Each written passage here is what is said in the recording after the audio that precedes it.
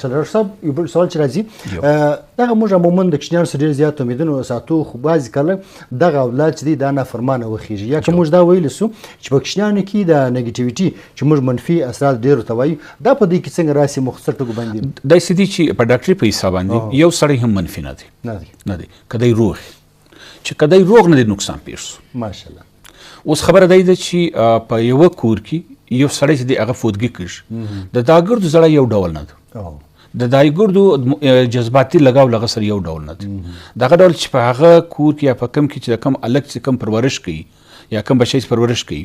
د هغه خلک به ډیر شي خو لیکن په دا ګردو بچیان کې فرق دی که یو الله یو کوچنی و په هغه کې قدرتي یو څه ناجوړي پیښه کړې وه نو د هغه خطره دا ده چې هغه و بدخوی ته لاړ شي دا یوه دومه خبره دا ده چې اکر ته نه خو د ده سره نور هم په خپل چارپیري کې نور خلک هم شته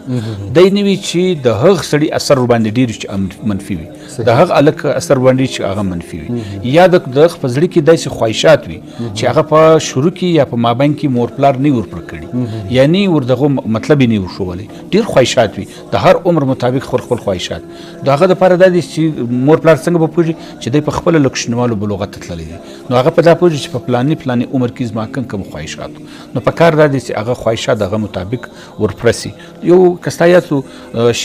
مفتي صاحب یو ډېره ښه خبره وکړله هغه دا ویلي چې پر هر عمر باندې خواهش راځي لکه د واده کیسه چې وکړه که ته پر وخت باندې د خپل اولاده د واده هغه نه وکړې یعنې د ده غم یې نه واخې دی کیدای شي په غلطه لار لاړ شي او دی کیدای شي دی ځای لاړ شي چې بیا دی تاسو نه منې پر هغه ځای باندې واده وغواړي او هغه ستا د خواهش کې نه وي یا ستا دپاره یې څه مجبوریان وي یا څه اجازت نه وي نو په کار دا دی چې ما ورته دا شی وپېژنو چې د هر شي خپل ضرورت پر خپل ټایم دی او بیا د هغو هغه موږ اډرس کړو